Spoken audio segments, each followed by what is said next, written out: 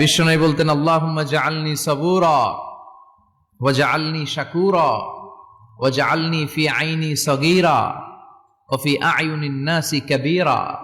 হে আল্লাহ, আপনি আমারে ধৈর্যশীল বানান। আমাদের ধৈর্য নাই, অল্পে আমরা অস্থির, আছে না নাই? এই দেশের মানুষ খুব বেশি অস্থির, বাংলাদেশের মানুষ খুব বেশি অস্থির। আমি পৃথিবীর অনেক দেশে ঘুরেছি, সেখানে দেখেছি মানুষজন খুব ধীরস্থির ভাবে কাজ করতে পছন্দ করে। সুপার শপে যদি কিনতে যায়, they maintain the queue in super shop.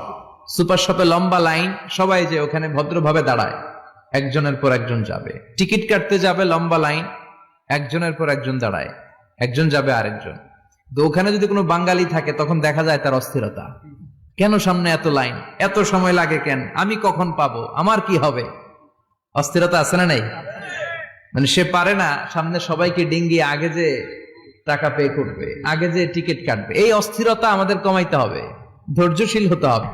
গোটা বিশ্বব্যাপী আমাদের এই বাংলাদেশের মানুষের এই বদনাম যে আমরা অস্থির প্রকৃতির, আমরা ঠান্ডা মাথায় ভাবি না। ঠান্ডা মাথায় ভাবতে হবে, ধৈর্যশীল হতে হবে। ইন্নামা সাবরু ইনদা সাদামাতিল উলা। বিষ্ণু বলেছেন, বিপদের প্রথম ধাক্কায় যে সবর ধারণ করতে পারে সেই তো সবুর। এজন্য বিষ্ণু দোয়া করতেন, আল্লাহুম্মা জাআলনি সাবুরা, আল্লাহ আপনি আমারে ধৈর্যশীল বানান। ওয়া জাআলনি শাকুরা, আপনি আমার শুকরগুজার বান্দা বানান। বিশ্বনবীর চেয়ে ধৈর্যশীল, বিশ্বনবীর চেয়ে শুকরগুজার পৃথিবীর কেউ আছে? কথা বলেন। এমন তাবৎ কোনো অত্যাচার নাই যে অত্যাচার বিশ্বনবীর উপর করা হয় নাই। বিশ্বনবী মক্কার জামিনে যখন দাওয়াত দিতে লাগলেন, ওনারে পাগল বলা হতো, বলা হতো তুমি পাগল, বলা হতো মুহাম্মদ একটা কবি, বলা হতো মুহাম্মদ হচ্ছে গণক। বিশ্বনবী যখন রুকু দিতেন, সিজদায় চলে যেতেন, উটের পচা নারী ভুরি এনে বিশ্বনবীর কাঁধে ফেলে রাখা হতো। বিশ্বনবীর গলার মধ্যে রশি ধরে টান দেয়া হতো। কয়েকবার বিশ্বনবীর এই ঘাড়ের এই চামড়া ছিঁড়ে গিয়েছে, একবার চাদর টান দেওয়ার কারণে, আরেকবার রশি টান দেওয়ার কারণে। বিশ্বনবী কিছুই বলেন নাই, ক্ষমা করে দিয়েছেন। যেই মক্কার শত্রুরা বিশ্বনবীকে মক্কা থেকে বিতাড়িত করেছেন, এবং যেই রাতে উনি হিজরত করলেন, মাইগ্রেট করলেন, উনি কেঁদে কেঁদে বারবার মক্কার দিকে ফিরে তাকায়, আবার যায়, আবার ফিরে তাকায়, মাতৃভূমির মায়া ছাড়তে পারছেন না। আর বলছিলেন, মাক্কা তো আহাব্বুল বিলাদ ইলাইয়া, মক্কা আমার কাছে সবচেয়ে প্রিয় শহর। লাউলা উখরিজতু লামা খরাজতু মিনহা, আমার যদি বের করে না দেয়া হতো এই শহর থেকে, আমি কোনোদিন এই শহর থেকে বেরোতাম না। এত ভালোবাসতেন বিশ্বনবী মক্কাতুল মুকাররমাকে, ধৈর্যশীল ছিলেন। এত অত্যাচার অনাচারের পরে যখন মক্কা বিজয়ের ক্ষণ আসলো, এই মক্কাকে বিশ্বনবীর করতলগত করে দিল কে? ফাতে মক্কা হলো। বিশ্বনবী চাইলে পিষে পিষে প্রতিটা কাফের মুশরিককে শেষ করে দিতে পারতেন, ঠিক কিনা? কিন্তু বিশ্বনবী বললেন, লা তাসরিবা আলাইকুমুল ইয়াউম ইযহাবু আনতুমুত তুলাকা। কোন রিভেঞ্জ চলবে না আজকে, কোনো প্রতিশোধ নাই। একেবারে বড় যুদ্ধাপরাধী যারা, মারাত্মক যারা অফেন্স করেছে, তাদেরকে শাস্তির আওতায় আনা হবে, বাকি সবাইকে আমি ক্ষমা করে দিলাম। In the long history of the world, there is no instance of magnanimity and forgiveness which was showed by our beloved Prophet Muhammad when all of his enemies laid under his feet and he forgave them one and all. পৃথিবীর গোটা পৃথিবীর ইতিহাসে এরকম নজির কোথাও পাওয়া যায় না, যাকে এত অত্যাচার করে বিতাড়িত করা হয়েছে, নির্বাসন দেয়া হয়েছে, হিজরতে বাধ্য করা হয়েছে। তিনি যখন ওই শহরকে আবার বিজয় করলেন, কাউকে আঘাত করলেন না, আগুন জ্বালিয়ে শহরটাকে জ্বালিয়ে দিলেন না, ওদের বংশকে নির্বংশ করলেন না, বরং মুচকে হেসে উনি বললেন, যাও ক্ষমা করে দিলাম। কি ধৈর্যশীল ছিলেন। আবার দোয়াও করতেন, আল্লাহুম্মা জাআলনি সাবুরা, আল্লাহ আপনি আমার ধৈর্য বাড়ায় দেন। ওয়া জাআলনি শাকুরা, আপনি আমার শুকরগুজার বানান। ওয়া জাআলনি ফি আইনি সগীরা, আল্লাহ আমার চোখে আপনি আমারে ছোট বানান। ওয়া ফি আয়ুনিন নাসি কাবীরা, আল্লাহ মানুষের চোখে আপনি আমারে বড় বানান। কি মানুষ ছিল, নিজের চোখে নিজে ছোট থাকতে চাইতেন। আমরা নিজের চোখে নিজের বড় মনে করি, এরকম ডাকাইত আছে না নাই? নিজেরাই নিজে মনে করে কত বড় সাহেব, লাট সাহেব। মান তাওয়াদা তারাফা, এটা হচ্ছে সুন্নাতুল্লাহি ফিল আরদ। মান তাওয়াদা তারাফা, যে নিচে নেমে থাকতে চায় আল্লাহ ওরে টেনে উপরে উঠায়, আর যে খালি উঠতে চায়, হিংসা করে অহংকার করে উপরে ঠেলতে চায়, ওরে নিচে নামায় দেয় কে? সাইয়েদনা আদমকে আল্লাহ বললেন, আদম সাল্লিম আলা উলাইকান নাফার লাম্মা খালাকাল্লাহু আদামা ওয়া কানা তুলহু 60 যিরাআন নিচে নেমে গেলে যে উপরে ওঠে, আর উপরে উঠতে চাইলে যে নিচে নামে। উদাহরণ দেখেন, আদম আলাইহিস সালামকে তৈরির পর আল্লাহ বললেন, আদম সাল্লিম আলা উলাইকান নাফার, এই ফেরেশতাদের সালাম দাও। কি দাও? সালাম দাও। কোনো প্রশ্ন নাই, আল্লাহ সালাম দিব কেন? ফেরেশতারা আমারে দিব না কেন? আমি আগে দিব কেন? কথা আছে কোনো? যেই সালাম দিলেন, সালাম দেওয়ার সাথে সাথে ওনার মর্যাদা বাড়িয়ে দিল কে? এত মর্যাদা বাড়ালেন যে নূরের ফেরেশতারা মাটির আদমকে সেজদা দিতে বাধ্য হয়েছে। চিৎকার করে বলেন ঠিক কিনা? তুমি মাটির আদমকে প্রথম সৃষ্টি করিয়া ঘোষণা করিয়া দিলে শ্রেষ্ঠ বলিয়া, তাই তো নূরের ফেরেশতা করে আদমকে সেজদা। সবার চেয়ে সম্মান দিলে মাটির আদমকে। আল্লাহু আল্লাহু পড়েন, আল্লাহু আল্লাহু তুমি জাল্লে জালালুহু, শেষ করা তো যায় না গে তোমার গুণগান। আল্লাহু আল্লাহু, সুবহানাল্লাহ পড়েন। কি সম্মান আল্লাহ বাড়াই দিলেন। আল্লাহ বললেন, আদম আজকে থেকে তুমি আশরাফুল মাখলুকাত, তুমি খলিফাতুল্লাহ ফিল আরদ, তুমি পৃথিবীতে আমার খলিফা, ভাইস জেরেন্ট অফ আল্লাহ। আল্লাহর খলিফা, আল্লাহর আহকামগুলো পালনের জন্য ভাইস জেরেন্ট। চুরি করলে হাত কেটে দাও, কার আইন? এই কাজ আদম তুমি দুনিয়াতে যেয়ে করবা। জিনা করলে ডেথ পেনাল্টি, হেড অফ, শিরোচ্ছেদ করে দাও, কার আইন? খলিফা হিসেবে মানুষ এসে করবে। মানুষকে আল্লাহ আশরাফুল মাখলুকাত বানিয়ে দিলেন, নিচু হয়েছে বড় বানিয়ে দিলেন। আর শয়তানের অবস্থা কি? শয়তানকে আল্লাহ বললেন সেজদা দে আদমকে। শয়তান যুক্তি দাঁড় করিয়েছে, খালাকতাহু মিন তিন, খালাকতানি মিন নার ওয়া খালাকতাহু মিন তিন। আল্লাহ আপনি আমারে বানাইছেন আগুন দিয়া। কি দিয়া? আগুনের ধর্ম উপরের দিকে উঠে, আর মাটির ধর্ম সে নিচে পড়ে থাকে, আমি কেন সেজদা দেব? শয়তানকে চিরকালের জন্য ইবলিস মালউন, অভিশপ্ত আর জাহান্নামী হিসেবে ঘোষণা দিয়ে দিল কে?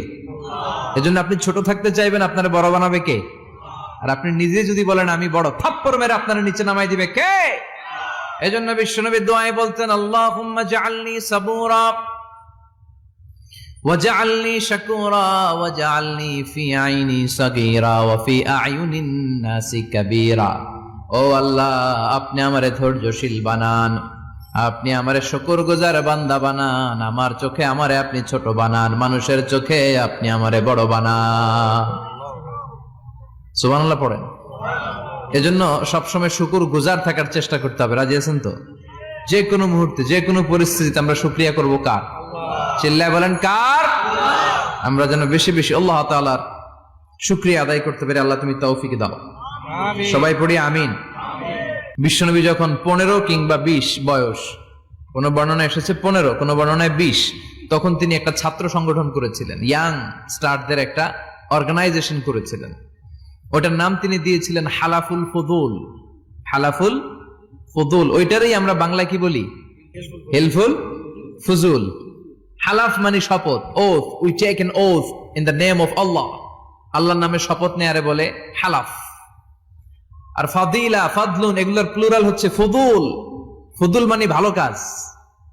ভালো ভালো কাজের উপর বিশ্বনবী যুবকদেরকে একত্রিত করলেন যে মক্কা শহরে কোনো টেন্ডারবাজি চলবে না, কোনো চাঁদাবাজি চলবে না, দুর্বলের উপর সবলের অত্যাচার চলবে না, জালিমের জুলুম চলবে না, হত্যা চলবে না, ধর্ষণ চলবে না, রাহাজানি চলবে না। মক্কা শহরটারে শান্তির শহর বানাতে হবে। যুবকরা এই দায়িত্ব কাঁধে নিয়েছে। কারা? মুরব্বীরা না, যুবকরা। যুবকদের আছে প্রাণ ঢালা উচ্ছ্বাস, অনেক শক্তি। এজন্য যুবকদেরকে ভালো কাজে আসতে হবে। যুবকরা চাইলে এই দেশের চেহারা পাল্টে দিতে পারে। এদেশে যুবক ভোটার আছে কয়জন জানেন? নতুন করে যুবক ভোটার হয়েছে 2 কোটি। কয় কোটি? 2 কোটি না? Can you imagine that? কল্পনা করতে পারেন? They can change Bangladesh, they can change the face of Bangladesh. তারা 56,000 বর্গ মাইলের এই বাংলাদেশের চেহারা পাল্টে দিতে পারে। তাদের অনেক শক্তি। এই জন্য যুবকদের এই শক্তি কাজে লাগাতে হবে। ফেন্সিডিল, গাঁজা, ইয়াবা, হিন্দি সিনেমা, এগুলোর পিছনে দৌড়ানো যাবে? পর্নোগ্রাফির পিছনে ছোটা যাবে? যুবক বয়সে ভয় করতে হবে কারে? চিল্লায় বলেন কাকে? আল্লাহ আমার যুবক ভাইদেরকে তুমি তৌফিক দাও। বিশ্বনবী এই হালাফুল ফুদুল তিনি গঠন করলেন মক্কাতুল মুকাররমাতে। পুরো মক্কা শহরটা শান্তির শহর হয়ে গেল। সুবহানাল্লাহ। আউয়ালু মা ইউহাসাবু বিহিল আবদু ইয়াউমাল কিয়ামাতি আস-সালাহ। কিয়ামতের দিন সর্বপ্রথম হিসেব নেওয়া হবে নামাজের, সালাতের। সালাত চিনেন তো? কুরবানির গোশত খাওয়ার মাঝখানে যেটা খায় ওটা, হ্যাঁ? এটারে বাংলায় আমরা নামাজ বলি, কি বলি? নামাজ। বিশ্বনবী ইন্তেকাল করবেন, রুহু বের হয়ে যাচ্ছে, 2-3টা শব্দ বললেন, এর মধ্যে একটা ছিল সালাত। আর সালাত, উম্মতেরা নামাজ, নামাজ, নামাজ ছেড়ে দিও না। ওমা মালাকাত আইমানুহুম। মানুষ ইন্তেকালের আগে শ্বাস বের হয়ে যাচ্ছে, রুহু চলে যাচ্ছে, ওই মুহূর্তে কি জরুরি কথা বলে নাকি ফালতু কথা বলে? সবচেয়ে জরুরি কথাটাই তখন সে বলে যায়, ঠিক কিনা? কথা বলেন। বিষ্ণু বলেছিলেন নামাজ। ওমরে ফারুক, ওনার কাছে আবু লুলু আল মাজুসি, এক অগ্নি উপাসক এসে বিচার দিল, ইয়া ওমর আল ফারুক, আমার মনিবের নাম হচ্ছে মুগীরা ইবনে শুয়বা, সে প্রতিদিন 4 দিরহাম করে আমার কাছে চার্জ করে। এত টাকা চার্জ করে কেন? উনি জিজ্ঞেস করলেন, তুমি কি কাম পারো? আমি খঞ্জর বানাইতে পারি। খঞ্জর চিনেন? ছোট ছোট্ট ছুরি, আরবরা পকেটে রাখে। ওমানের সুলতান কাবুসের ছবি দেখবেন, এখানে একটা খঞ্জর আছে। আমি খঞ্জর বানাইতে পারি। খঞ্জর বানাতে পারো? মদিনায় তো কেউ বানাতে পারে না, তুমি খঞ্জর বানাইতে পারো? তুমি তো অনেক টাকার মানুষ মিয়া, তোমার মনিব তো অল্প টাকায় চার্জ করছে, এটা দিতেই হবে। আবু লুলু কয়, ওমর তুমি সবার জন্য এত নরম, আমার জন্য গরম, তোমার আমি বুঝাবো। সে বাড়িতে যে একটা খঞ্জর বানালো, মাকবাদাতুহু ফি ওয়াসাতিহি, যে খঞ্জরের হ্যান্ডেল হচ্ছে মাঝখানে, 2 দিকে ধারালো ছুরি, এটার ধার দেয়। আর কয়, ওমর তোরে আমি বুঝাবো। প্রতিদিন ধার দেয়। সাইয়েদনা ওমরে ফারুক মসজিদে নববীর ইমাম, ওয়া কানু ইউসাল্লুনা বিগালাস, তখন ওনারা অন্ধকারে নামাজ পড়তেন আউয়াল ওয়াক্তে। আমরা তো দেরি করে পড়ি, সুন্নাহ অনুযায়ী আগে আগে পড়া ভালো। আপনি মসজিদুল হারামে গেলে দেখবেন যে কত আগে ফজর পড়ে, ফজরের 1-1.5 ঘন্টা পরে সূর্য ওঠে, ঠিক কিনা? তো সে একবার ছদ্মবেশে ফজরের সময় প্রথম কাতারে যে হাজির, আসলে কিন্তু মাজুসি, সূর্যের পূজা করে। খঞ্জরটা নিয়ে এসে দাঁড়ালেন। ওমরে ফারুক ফজরের সময় ঢুকলেন, বললেন আকিমিস সালাহ, একামত দাও। একামত দেয়া হলো। ওমরে ফারুক আল্লাহু আকবার বলে অন্ধকারে ফজরের সালাত শুরু করলেন। প্রথম রাকাত যখন পড়ে ফেললেন, রুকুতে যাবে, ইন দা মিন টাইম সে খঞ্জর বের করে ওমরে ফারুককে 3টা স্টেবিং করেছে। একটা নাভিতে, নাভিতে মারার সাথে সাথে নাভিটা কেটে গেল। আর একটা এই পাশে পাজরে, আর একটা পেটের মাঝখানে, পেটও কেটে গেল। ওমরে ফারুক বললেন, কাতালানি আল কালব, এক কুকুর আমারে মেরে ফেলেছে। ওমরে ফারুককে পিছনে নিয়ে যাওয়া হলো। আব্দুর রহমান ইবনে আউফকে টেনে ইমামতির জায়গায় নেওয়া হলো। আর সে কাতারের মাঝখান দিয়ে খঞ্জর ঘুরাতে ঘুরাতে আগাতে লাগলো। ওর খঞ্জরের আঘাতে 7 থেকে 8 জন সাহাবী স্পট ডেথ, জায়গায় শেষ। ওমরে ফারুক বেহুশ, বেহুশ ওমরে ফারুক। ওনার মুখে দুধ দেয়, দুধ ওই নাভি দিয়ে বের হয়ে যায়। নাভিজ দেয়, নাভিজ পেট দিয়ে বের হয়ে যায়। রাষ্ট্রীয় চিকিৎসকরা বুঝতে পারলো উনি আর বাঁচবে না, বেহুশ। সবাই দাঁড়িয়ে আছে। কি হয় আমাদের আমিরুল মুমিনিনের, 10টি বছর তিনি অর্ধ পৃথিবীর শাসন করেছেন, উনার ভয়ে বাঘে মহিষে এক ঘাটে পানি খেত। হুশ ফেরার পরে ওমরে ফারুক বলেন, আমারে মারছে কে? আমার কি অবস্থা, বাঁচবো কিনা? আমার ছেলে আব্দুল্লাহ কোথায়? আব্দুর রহমান কোথায়? আমার বিবিরা কোথায়? কত সম্পদ আমার আছে, কোথায় গেলে ভালো চিকিৎসা পাওয়া যাবে? কিচ্ছু সে বলে না। হুশ ফেরার পরে ওমরে ফারুকের প্রথম প্রশ্নটা ছিল, আসল্লান্নাস, আসল্লান্নাস, আমার দায়িত্বে, আমার নেতৃত্বে যে ফজরের একটা নামাজ শুরু হয়েছিল, এটা কি ঠিক মতো শেষ হয়েছিল? আসল্লান্নাস, মানুষের নামাজটা পড়ছিল, 1 রাকাতের দায়িত্ব পালন করতে পেরেছে, এরপর হুশ নাই। বাকি 1 রাকাতের কি হয়েছে? মুসল্লিদের কি হয়েছে? সালাতটা ওয়াক্ত মতো হয়েছে কিনা? আসল্লান্নাস, এটা ছিল ওমরে ফারুকের প্রশ্ন। সুবহানাল্লাহ কইবেন না? তাহলে এই সালাতের গুরুত্ব আছে না নাই? সর্বপ্রথম এই সালাতের ব্যাপারে in the day of judgement আমাদেরকে প্রশ্ন করবে কে? সালাতে কায়েম করো, সালাতে কায়েম করো, হবে সম্মানী তুমি, হবে জান্নাতি তুমি, হবে সম্মানী তুমি, হবে জান্নাতি তুমি, দিবে কাল হাসরে শীতল ছায়া আরশে আজিম, রব্বিয়াল আলা, রব্বিয়াল আযীম, রব্বিয়াল আলা, রব্বিয়াল আযীম। সুবহানাল্লাহ পড়ে। এজন্য নামাজ, নামাজ, এই নামাজ যাতে মিস হয়ে না যায়। সব মিস হতে পারে, নামাজ মিস হতে পারে না। আল্লাহ তুমি বুঝার তৌফিক দান করো, আমিন। আমি আপনাদের খেদমতে সূরাতু আত-তাহরীম থেকে ছোট্ট একটি আয়াতের অংশ তেলাওয়াত করেছি, যেখানে আল্লাহ তাআলা আমাদেরকে আহ্বান জানিয়েছে, ওহে বিশ্বাসীরা, পাপ হতে পারে, ভুল হতে পারে, অন্যায় হতে পারে, ওই অন্যায়ের উপর অটল থেকো না, আমার কাছে ফিরে আসো।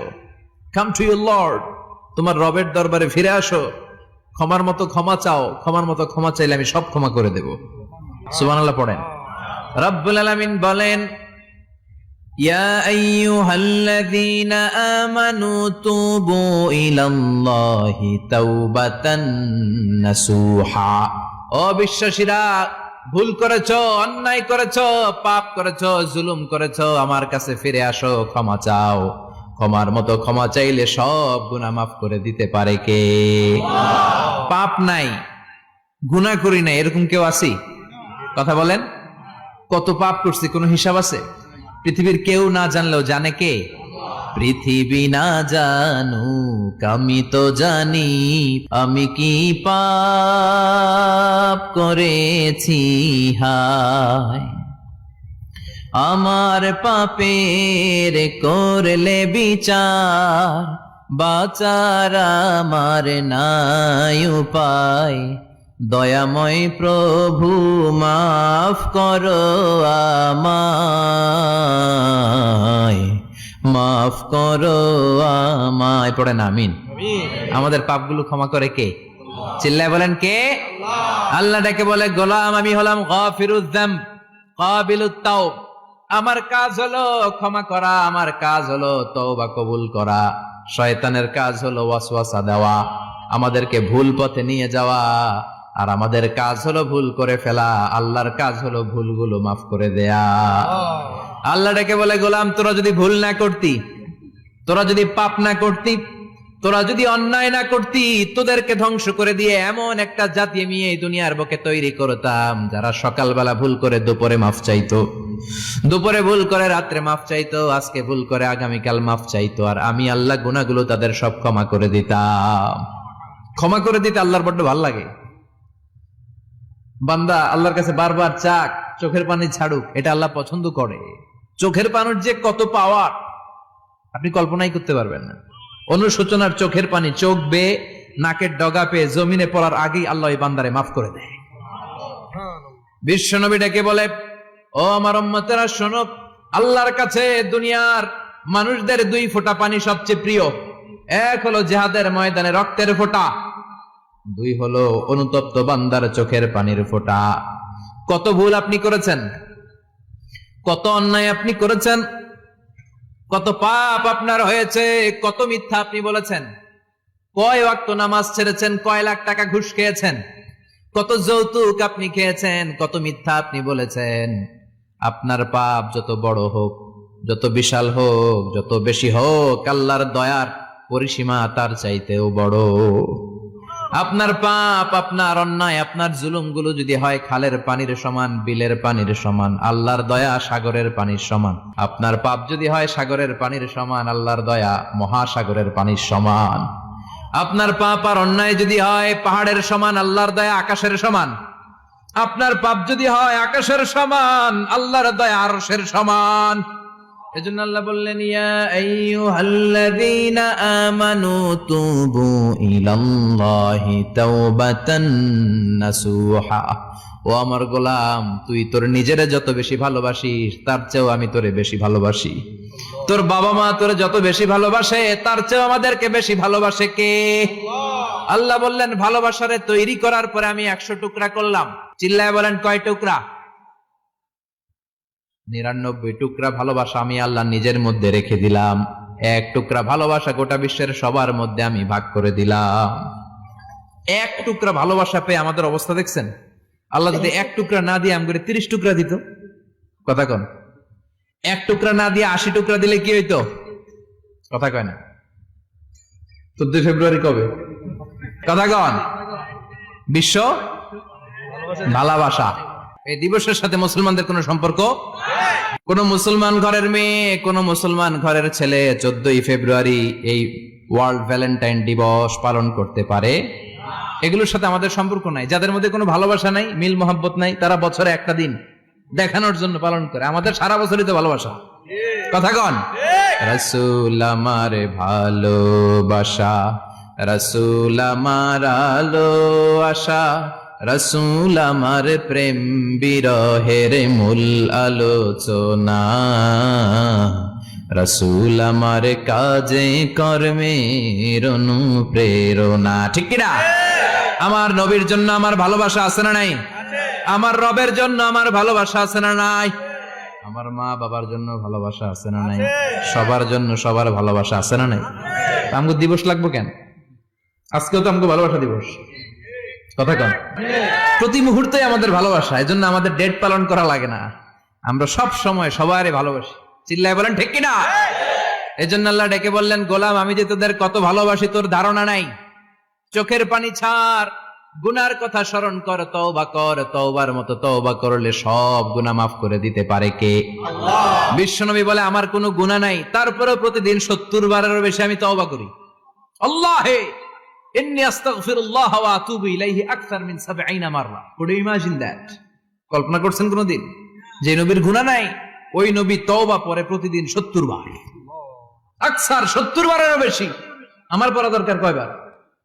আপনার পড়া দরকার কয়বার? বিশ্বনবী 70 বারের বেশি বললে আমাদের পড়া দরকার কয়বার? আর আমরা প্রতিদিন পড়ি কয়বার? কথা কন। আমাদের ভুল হবে, ভুল হতে সমস্যা নাই, ভুল হওয়াই মানুষের স্বভাব, কিন্তু ভুল হওয়ার পরে ভুলের উপর অটল থাকা যাবে না। শয়তান আর মানুষের মধ্যে এই মৌলিক পার্থক্য। শয়তান ভুল করে ভুলের উপরই আছে, ঠিক কিনা? ক্ষমা চায় নাই, কিন্তু আমরা সকালে ভুল করলে দুপুরে মাপ চাই কার কাছে? মৃত্যুর আগ পর্যন্ত আমরা ক্ষমা চাইলে ক্ষমা করে দিবে কে? সব সময় 24/7 তওবার দরজা খোলা, দুইটা সময় ছাড়া। ভালো করে মনে রাখবেন, মুখস্থ ঠোঁটস্থ যেন থাকে। দুইটার সময় তওবা কবুল হয় না। চিৎকার করে বলেন কয় সময়? এক হলো বাদাল গারগারা, গারগারানি যখন আসে, মালাকুল মাউত যখন চলে আসে, মালাকুল মাউতরে যখন দেখে ফেলবেন তখন তওবা কবুল হবে নাকি? কথা কন। ফেরাউনের নাম শুনছেন? ওরা যখন আল্লাহ লোহিত সাগরে ডুবাইয়া পানি খাওয়াইতে লাগলো, পানি খাইতে খাইতে পেটটা হয়েছে এত বড়, আর পানি খাইতে পারেন। এরপর হাত তুলে কয় আনা মিনাল মুসলিমিন। কোরআনের আয়াত, আনা মিনাল, হাত তুলে কয় আমি মুসলমান। ফেরাউন না বলে মুসলমান, আমরা যাবো কই? কথা কও। ফেরাউন হাত তুলে কয় আনা মিনাল মুসলিমিন। আল্লাহ কয় টাইম ইজ আপ, দেরি করছস। অনেক সময় দিলাম, অনেক সুস্থ রেখেছি, ক্ষমতা দিয়েছি, দাপট দিয়েছি। তখন যদি ঘাটটা নত করে, মাথাটা নত করে একবার ক্ষমা চাইতি, ফেরাউন তোরেও ক্ষমা করে দিতাম। কিন্তু সময় শেষ হওয়ার পরে আমি মুসলমানদের অন্তর্ভুক্ত বললে কোনো লাভ হবে নাকি? আল্লাহ বলল সময় নাই, সময় শেষ। কারণ মুসা আলাইহিস সালামের চাচাতো ভাই অনেক দাওয়াত দিল, জাকাত দে। কারণকে জাকাত দিব না, এই সম্পদ আমি কামাইছি, আল্লাহ দেয় নাই। মুসা আলাইহিস সালাম বললেন তাহলে আযাবের অপেক্ষা কর। আযাব চলে আসলো। আল্লাহ বলেন মুসা সেফ জোনে যাও, সরো, এখনই আযাব। ফাখাসাফনা বিহি ওয়া বিদারিহিল আরদ। পুরো ফাইয়ুমের জমিনটার আল্লাহ কাঁপিয়ে দিলেন, আর কারুনকে সহ পুরো সম্পত্তি তার জামিনের ভিতরে দাবিয়ে দিলেন। হাঁটু পর্যন্ত কারুন দেবে যায়, ভাবছে উঠে যাবে। কোমর পর্যন্ত দেবে যায়, ভাবছে উঠে যাবে।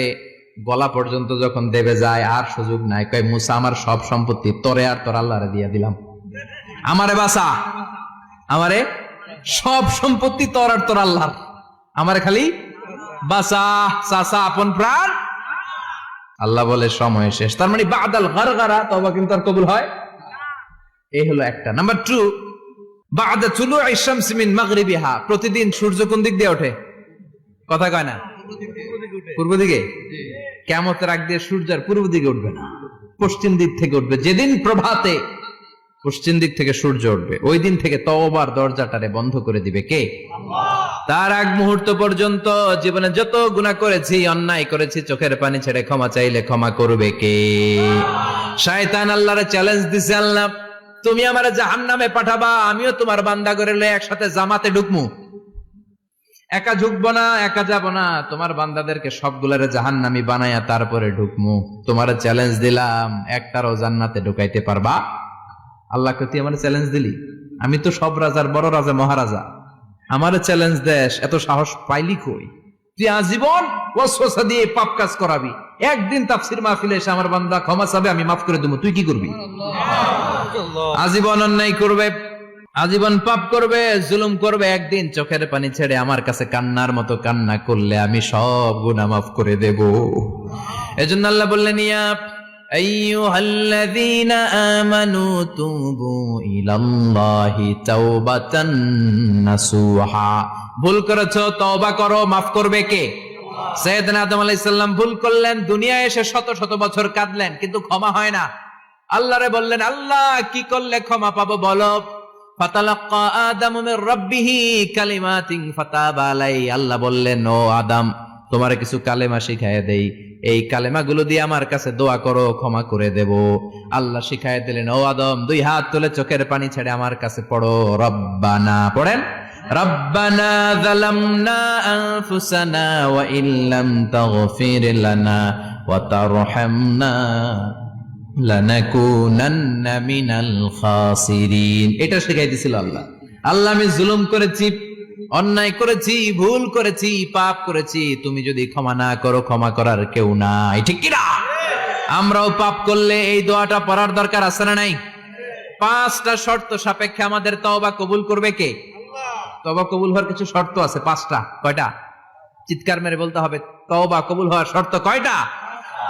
1 নম্বরে হচ্ছে আল ইকরা, acknowledgement. You have to give the acknowledgement that you are the greatest sinner on earth. আপনাকে ঘোষণা দিতে হবে যে আপনি পৃথিবীর সবচেয়ে বড় পাপী। 1 নম্বর শর্ত, আপনি বলেন যে আল্লাহ, আমার চেয়ে বড় পাপী নাই, আকাশের নিচে জমিনের উপরে আমি সবচেয়ে বড় পাপী, এমন কোন পাপ নাই যেটা আমি করি নাই, ঠিক কিনা? 1 নম্বরে পাপের ঘোষণা দেন। 2 নম্বরে আন-নাদাম, নাদাম মানে repentance. You have to be repentant for what you have done. আপনাকে অনুতপ্ত হতে হবে, চোখের পানি ছাড়তে হবে। আল্লাহ, আমি লজ্জিত, আল্লাহ আমি নাদান, আমি পিশাচ, আমারে মাফ করে দাও। তার মানে স্বীকার গেলেন কি অন্যায় করেছেন। 2 নম্বরে আপনি অনুতপ্ত হলেন। 3 নম্বরে স্টপ, যেই পাপ করতেছিলেন ওইটা থামান। Stop what you have done, যেটা করতেছিলেন আগে থামান। আপনি সুদ খাইছেন, অনুশোচনা আসলো, মাফও চাইতেছেন, আবার সুদও খাইতেছেন, হবে? আপনি ঘুষ খেয়েছেন, তওবা শুরু করলেন, আবার ঘুষও খেয়ে যাচ্ছেন, হবে? থামেন, স্টপ। 3টা গেল। 4 number, to hate what you have done, ঘৃণা করতে হবে, যে পাপটা করেছেন মন থেকে ওই পাপটাকে ঘৃণা করতে হবে। 5 নাম্বার শর্ত হচ্ছে to determine that you never repeat this sin again in your life. আল্লাহর ওয়াদা দেন, কমিটমেন্ট দেন যে আল্লাহ, আমার জীবনে পারতপক্ষে এই পাপ জীবনেও করব না। চিৎকার করে বলেন, ঠিক কিনা? তার মানে আপনি শিকার যান, তারপরে আপনি অনুতপ্ত হবেন, যে পাপ করেছেন থামিয়ে দিবেন, পাপটারে মন থেকে ঘৃণা করবেন, আর আল্লাহরে ওয়াদা দিবেন, আল্লাহ আর করব না। এই 5টা শর্তের আলোকে তওবা করলে জীবনের সব গুনাহ মাফ করে দিবে কে? এজন্য আল্লাহ বললেন, ইয়া আইয়ুহাল্লাযীনা আমানু তুবু ইলাল্লাহি তাওবাতান নাসুহা। তওবার মতো তওবা করো, সব গুনাহ মাফ করতে পারে কে? তওবা করবেন তো? রাজি আছেন? কবে করবেন? এই মুহূর্তে তওবা করলাম, এই মুহূর্তে আল্লাহর কাছে ক্ষমা চাই, আল্লাহ জীবনের সব গুনাহ মাফ করে দাও। আমাদের দেশে তওবা করার জন্য হুজুর লাগে, কথা কন? পীর সাহেব হুজুর, বড় হুজুর, ছোট হুজুর, হাফেজ সাহেব লাগে না? হাফেজ সাহেব, ইমাম সাহেব, এদের ছাড়া নাকি তওবা হয় না। না, এটা ভুয়া কথা। আপনি অনুতপ্ত হন, আপনি চোখের পানি ছাড়েন, আপনি আপনার রবরে বলেন, ক্ষমা করে দিবে কে? ইমাম সাহেব আসতে হবে, শর্ত না। পীর সাহেব হুজুর এসে হুজুরের হাতে হাত রেখে তওবা পড়তে হবে, শর্ত না। আপনার রবরে ডেকে চোখের পানি ছেড়ে ক্ষমা চান, ক্ষমা করবে কে? আর প্রতিদিন শতবার পড়তে থাকবেন আস্তাগফিরুল্লাহ। আওয়াজ করে সবাই পড়েন আস্তাগফিরুল্লাহ, আর জোরে পড়েন আস্তাগফিরুল্লাহ। বিশ্বনবী বলেন, মান লাজিমাল ইস্তিগফার জাআলাল্লাহু লাহু মিন কুল্লি দিকিন মাখরাজা। সব সময় ইস্তিগফারের সাথে যে লেগে থাকবে, রব্বুল আলামিন তারে 5টা জিনিস দিবে। কয়টা? কথা কন, আরো জোরে সবাই বলেন, কয়টা? নাম্বার 1, জাআলাল্লাহু লাহু মিন কুল্লি দিকিন মাখরাজা। বিপদে পড়লে বিপদ থেকে উদ্ধার করবে কে? আমাদের তো কোনো বিপদ নাই না? আছে। কত বিপদ, হ্যাঁ? রাস্তাঘাটে দুর্ঘটনা হতে পারে, যে কোনো সময় ভূমিকম্পে পড়তে পারি, বজ্রপাত পড়তে পারে না, ঠেড়া বইরা মানুষ নাই, আছে না নাই? এই বিপদ আপদ থেকে আপনারা রক্ষা করবে কে? যদি আপনি ইস্তেগফারের সাথে আঠার মতো লেগে থাকেন। কিসের সাথে? কথা বলেন। ইস্তেগফারের সাথে লেগে থাকতে পারলে 1 নাম্বার হচ্ছে বিপদে পড়লে আপনারে মুক্ত করে দিবে কে? 2 নাম্বার, ওমিন কুল্লি হাম্মিন ফারাজা। যে কোনো ধরনের টেনশন, হাইপার টেনশন থেকে বাঁচায় দিবে কে? আমাদের তো টেনশন মেনশন নাই না? আছে। লাইফ নিয়ে টেনশন, বাঁচার টেনশন, মরার টেনশন, ক্যারিয়ারের টেনশন, রাস্তাঘাটে যানজট এটার টেনশন, পুলিশের দৌড়ানি, র্যাবের দৌড়ানি, বাড়ির ভাড়া, গ্যাস বিল, বিদ্যুৎ বিল, ছেলে মেয়েদের লেখাপড়া, কত টেনশন। এই সব টেনশন থেকে আপনারে মুক্ত করে দিবে কে? 3 নম্বরে ওয়ারযুকহু মিন হাইসু লা ইয়াহতাসিব, এমন জায়গা থেকে আল্লাহ আপনার রিজিকের ব্যবস্থা করবে আপনি কল্পনাই করতে পারবেন না। সুবহানাল্লাহ পড়েন। 4 নম্বরে সবসময় ইস্তেগফার যদি পড়া হয় আল্লাহর কোনো আযাব ওই বান্দার উপরে আসে না। ওমা কানাল্লাহু মুআযযিবাহুম ওয়া হুম ইস্তাগফিরুন।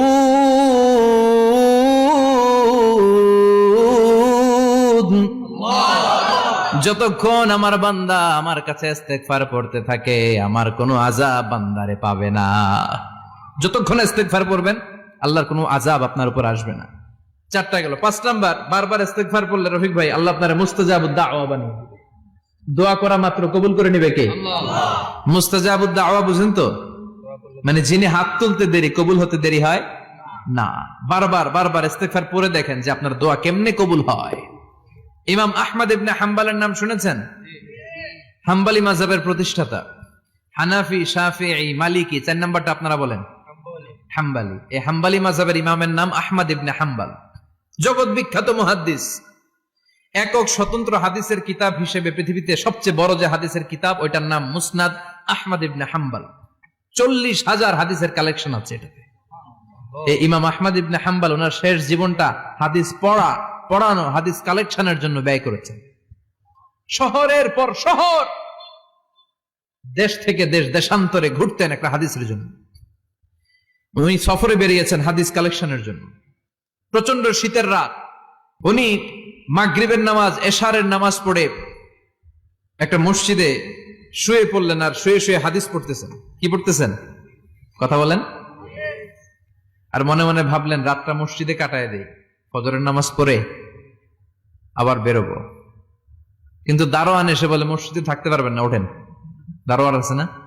কথা কন। আহমদ ইবনে হাম্বল বললেন আমি শুধু রাতটা থাকতে চাই, আমি তো ফজরেরও মুসল্লি, ফজর নামাজ পড়বো তো এই মসজিদে, আমার থাকতে দাও। দারোয়ান তো দেয় না, কেন? মসজিদে থাকার জায়গা না, যান মিয়া। উনি যে আহমদ ইবনে হাম্বল এটা চিনে নাই, থাকতে দেয় না। কি করবে এখন? উনি কাঁথা গুছিয়ে হাদিসের কিতাব নিয়ে কাঁধের মধ্যে ব্যাগ নিয়ে মসজিদ থেকে বেরোয় গেলেন। কি আর করবেন, প্রচন্ড শীত আর কাঁপতেছেন, বুড়ো মানুষ। পথিমধ্যে দেখলেন বাজার একজন খাব্বাজ, শাবুন খাব্বাজ, যুবক রুটি বিক্রেতা। সে রুটি বিক্রি করে, চুলার মধ্যে রুটি সেকে। সে যে সালাম দিল আসসালামু আলাইকুম, যুবক বলে ওয়ালাইকুম আসসালাম। আহমদ ইবনে হাম্বল বলে যুবক আমার যাওয়ার জায়গা নেই, সফরে বেরিয়েছি, খুব শীতে কষ্ট পাচ্ছি, রাতে যদি তোমার এই চুলা থেকে একটু আগুন পোহাই কোনো সমস্যা? যুবক বলে না না সমস্যা না, আহলান ওয়া সাহলান, খোশ আমদেদ, আসেন। আপনি আগুন পোহাইলে আমার সমস্যা কি? সুবহানাল্লাহ পড়েন। আল্লাহ শুকরিয়া করে উনি বসলেন আর আগুন পোহাচ্ছেন। আর খেয়াল করলেন যুবক রুটি বানায় আর পরে আস্তাগফিরুল্লাহ, রুটির দলা বানায় পরে আস্তাগফিরুল্লাহ, খামির বানায় আর পরে আস্তাগফিরুল্লাহ, রুটি নিয়ে উনুনের ভিতরে চুলার ভিতরে সেকা দেয় আর পরে আস্তাগফিরুল্লাহ। দোকানদারের কাছে কেউ আসলেই সে রুটি দেয় আর পরে আস্তাগফিরুল্লাহ। ক্রেতার কাছ থেকে টাকা নিয়ে ক্যাশ বক্সে রাখে আর কি পড়ে? আবার রুটি বানানো শুরু করে আর কি পড়ে? খালি এটাই পড়তেছে। ইমাম আহমদ ইবনে হাম্বল তো অবাক, কিরে এটা আবার কেমন যুবক, খালি আস্তাগফিরুল্লাহ। উনি প্রশ্ন করলেন যুবক ঘটনা কি? আসার পর থেকেই তোমার দেখতেছি তুমি রুটি বানাও, রুটি বিক্রি করো আর পড়ো আস্তাগফিরুল্লাহ, মালাকা ইয়া শাবাব। যুবক বলে আস্তাগফিরুল্লাহ আমার সবচেয়ে বেশি পছন্দের আমল, আমি সব সময় আঠার মতো ইস্তেগফারের সাথে লেগে থাকি আর সব সময় পড়তে থাকি আস্তাগফিরুল্লাহ, আর এর বদৌলতে আল্লাহ আমারে মুস্তাজাবুদ দাওয়া বানিয়ে দিয়েছে। সুবহানাল্লাহ। আহমদ ইবনে হাম্বল তো অবাক, আনতা মুস্তাজাবুদ দাওয়া, তুমি মুস্তাজাবুদ দাওয়া, রুটিওয়ালা। আমি এত বছর হাদিস পড়াই, আমিও তো মুস্তাজাবুদ দাওয়া না, আর তুমি রুটি বেচো বাজারে, তুমি মুস্তাজাবুদ দাওয়া, তুমি দোয়া করলে সব কবুল হয়ে যায়। যুবক বলে নাম আনা মুস্তাজাবুদ দাওয়া, আমি আমার জীবনে যত দোয়া করেছি কবুল করে নিয়েছে কে? আল্লাহ। সব দোয়া কবুল করে নিয়েছে আল্লাহ, একটা দোয়া ছাড়া। কয়টা? আহমদ ইবনে হাম্বলের কৌতূহল, কিউরিয়াসিটি আরো বেড়ে গেল। কি? সব দোয়া কবুল হয়েছে একটা দোয়া ছাড়া। মাযালিকা দোয়া ইয়া সাহেব, কি সেই দোয়া? যুবক এবার বলতে শুরু করলো, আমার জীবনে যে দোয়াটা আল্লাহ কবুল করে নাই সেটা হচ্ছে আমি আল্লাহর কাছে অনেক চেয়েছি, অনেক দোয়া করেছি যে আল্লাহ, শুনেছি এই জামানার সবচেয়ে বড় মুহাদ্দিস, তার নাম নাকি ইমাম আহমদ ইবনে হাম্বল। আল্লাহ, তোমার কাছে আমার চাওয়া, আমি যেন এই ইমাম আহমদ ইবনে হাম্বলের দেখে মরতে পারি, আমি যেন ইমাম আহমদ ইবনে হাম্বলের হাতে হাত রেখে মুসাফা করতে পারি আর তার কপালে একটা চুমু এঁকে দিতে পারি। আহমদ ইবনে হাম্বল আবেগপ্রবণ হয়ে গেলেন, চোখের পানি ছেড়ে দিলেন, বললেন, যুবক, তোমার এই দোয়াটাও কবুল হয়ে গিয়েছে। আহমদ ইবনে হাম্বলের দেখার সাক্ষাৎ পাওয়ার জন্য আহমদ ইবনে হাম্বলের বাড়িতে তোমার যাওয়ার দরকার নাই, আহমদ ইবনে হাম্বল তোমার দরবারে ছুটে এসেছে। আনা আহমদ ইবনে হাম্বল মুহাদ্দিসুদ দাহর, আমি নিজেই আহমদ ইবনে হাম্বল। যুবক চোখের পানি ছেড়ে দেয়, আহমদ ইবনে হাম্বল চোখের পানি ছেড়ে দেয়। যুবক চিৎকার মেরে ইমাম আহমদ ইবনে হাম্বলকে জড়িয়ে ধরে, হাতে হাত রেখে মুসাফা করে, কপালের মধ্যে চুমু খায় আর আল্লাহর শুকরিয়া করে বলে, ও ইমাম, আসলে এই দোয়াটাও আল্লাহ আজকে কবুল করে নিল। বিশ্বাস হয়? সবসময় ইস্তেগফার পড়লে আপনার দোয়াগুলোর এইভাবে কবুল করে নিবে কে? এই পাঁচটা জিনিস পাবেন সবসময় যদি ইস্তেগফারের সাথে লেগে থাকেন। রাজি আছেন তো? এই জন্য বিশ্বনবী সব সময় নামাজে সালাম ফিরানোর পরে পড়তেন আস্তাগফিরুল্লাহ। কি পড়তেন? তিনবার পড়তেন আস্তাগফিরুল্লাহ, আস্তাগফিরুল্লাহ, আস্তাগফিরুল্লাহ। পড়তে রাজি আছেন? ইস্তেগফারের অনেকগুলো আলফাজ আছে, সবচেয়ে ছোট ইস্তেগফার হচ্ছে এটা, আস্তাগফিরুল্লাহ, আস্তাগফিরুল্লাহ। আরো আছে আস্তাগফিরুল্লাহ আল্লাযী লা ইলাহা ইল্লা হুয়াল হাইয়ুল কাইয়্যুম ওয়া আতুবু ইলাইহি। বিশ্বনবী বলেন, এই ইস্তেগফারটা যদি কেউ পড়ে, আত-তাওয়াল্লি মিন ইয়াউমিজ যাহাফ, যুদ্ধের ময়দান থেকে পালিয়ে আসা কবিরা গুনাহ। কি গুনাহ? কাফেরদের সাথে যুদ্ধ, আমি তাগড়া যুবক, তলোয়ার নিয়ে নেমেছি, আমার দেহের এক ফোঁটা রক্ত থাকা পর্যন্ত আমি যুদ্ধ চালিয়ে যাব, আমি ফিরে আসতে পারবো না, আইনটা কার? ফিরে আসলে কবিরা গুনাহ। বিশ্বনবী বলেন, যুদ্ধের ময়দান থেকে ফিরে এসেছে এরকম কবিরা গুনাহ অবলম্বনকারীও যদি আস্তাগফিরুল্লাহ আল্লাযী লা ইলাহা ইল্লা হুয়াল হাইয়ুল কাইয়্যুম ওয়া আতুবু ইলাইহি পড়ে, ওই কবিরা গুনাহকারীকেও ক্ষমা করে দিবে কে?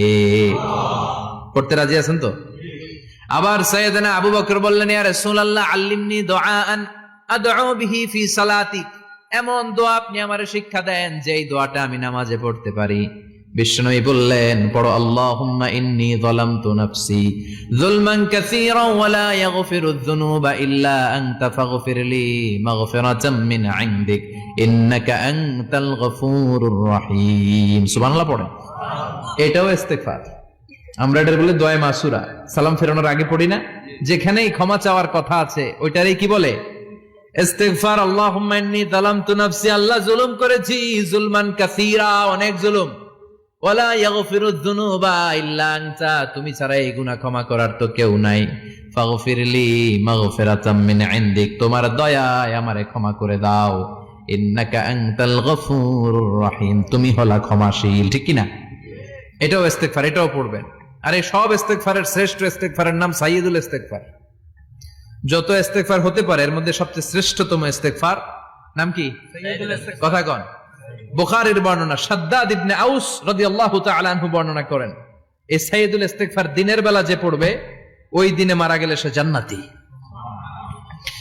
এই সাইয়্যিদুল ইস্তেগফার রাতের বেলা যে পড়বে ওই রাতে যদি ইন্তেকাল হয় ওই লোকটা জান্নাতি। মুখস্থ আছে না?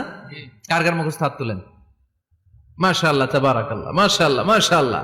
আর যাদের নাই তাদের হোমওয়ার্ক, তাদের আল্লাহুম্মা আনতা রাব্বি লা ইলাহা ইল্লা আনতা খালাকতানি ওয়া আনা আবদুক ওয়া আনা আলা আহদিকা ওয়া ওয়া'দিকা মাস্তাতা'তু আউযু বিকা মিন শাররি মা সানা'তু আবুউ লাকা বিনি'মাতিকা আলাইয়া ওয়া আবুউ লাকা বিযামবি ফাগফিরলি ফাইন্নাহু লা ইয়াগফিরুয যুনুবা ইল্লা আনতা।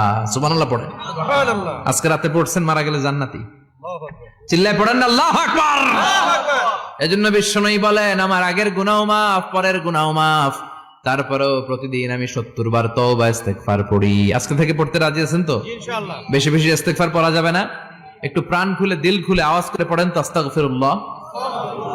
আর জোরে পড়েন আস্তাগফিরুল্লাহ।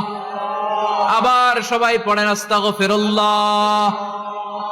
সব সময় তওবা ইস্তেগফার যারা পড়ে তাদেরকে পছন্দ করে কে? আল্লাহ। সব সময় জিকির করে করে জিহ্বাটারে যারা ভিজিয়ে রাখে তাদেরকেও পছন্দ করে কে? আল্লাহ। আল্লাহ বলেন ওয়াজকুর রাব্বাকা ফি নাফসিকা তাদাররুআন ওয়া খীফাতান ওয়া দুনাল জাহরি মিনাল কওলি বিল গুদুবি ওয়াল আসাল ওয়ালা তাকুম মিনাল গাফিলিন। সুবহানাল্লাহ পড়েন। আল্লাহ বলেন ওয়াজকুর রাব্বাকা ফি নাফসিক, আল্লাহরে মনে মনে ডাকো। তাদাররুআ ওয়া খীফা, আল্লাহর জিকির করতে আল্লাহ বলেছেন ফি নাফসিক। বুঝতেছেন না অর্থ? ফি নাফসিকা, মনে মনে আল্লাহর জিকিরটা করো। তাদাররুআ ওয়া খীফা, তাদাররুআ মানে বিনয়ের সাথে, with full of humility, submission and humbleness. বিনয়ের সাথে আল্লাহরে ডাকো। ওয়া খীফা, গোপনে গোপনে ডাকো। দুনাল জাহারি মিনাল কওল, চিৎকার চেঁচামেচি করে ডেকো না। কার কথা? আওয়াজ করে জিকির করো না। এই যে আমরা মাহফিলে লা ইলাহা ইল্লাল্লাহর জিকির করে, এটা তালিমান। উদ্দেশ্য কি? তালিমের জন্য আওয়াজ করে জিকির জায়েজ আছে, কিন্তু ব্যক্তিগত জিকিরের যে ইবাদতটা, এটা আস্তে আস্তে হইতে হবে, এটা ভদ্রভাবে হতে হবে, চিল্লাচিল্লি করে নয়। আবার তালিমের জিকির ওইটাও ভদ্রভাবে। ইন্নাল্লাহা জামিল ইউহিব্বুল জামাল, আমার আল্লাহ সুন্দর, আমার আল্লাহর জিকিরের মধ্যেও সৌন্দর্য আছে না নাই? কিন্তু এদেশে জিকিরের ভেতরে লাফালাফি আছে না নাই? বেশি না কম? কি বসেন বসেন, হ্যাঁ বসে যান তো, অনেক ধরনের আছে জিকির। হ্যাঁ বসেন বসেন, বসে যান। হ্যাঁ হাইবার আলী, এটা কি আবার জালালি? তো এই যে ইন্নাল্লাহা জামিল ইউহিব্বুল জামাল, আমার আল্লাহ সুন্দর, আমার আল্লাহর জিকিরের মধ্যেও সৌন্দর্য আছে না নাই? তালিমের উদ্দেশ্যে সবাই মিলে জিকির করা যায়, কিন্তু চিল্লাফাল্লা করা যাবে না, লাফালাফি করা যাবে না, মাথা ডানে বায়ে ঝোলানো যাবে না, ঠিক কিনা? কিন্তু লাফালাফির জিকির আছে না নাই? লাফাইতে লাফাইতে, হ্যাঁ গাছের আগায় বাঁশের আগায়। আবার যিনি জিকির পরিচালনা করে ওনার কান্দে যাই ওঠে, আছে না নাই? বিশ্বনবী সাহাবাদের নিয়ে জিকির করছেন, সাহাবারা লাফাতে লাফাতে খেজুর গাছের আগায়। হাদিসে আছে না এটা? বিশ্বনবী সাহাবাদেরকে নিয়ে জিকির করছেন, লাফাতে লাফাতে আবু বকর বিশ্বনবীর কান্দের উপরে।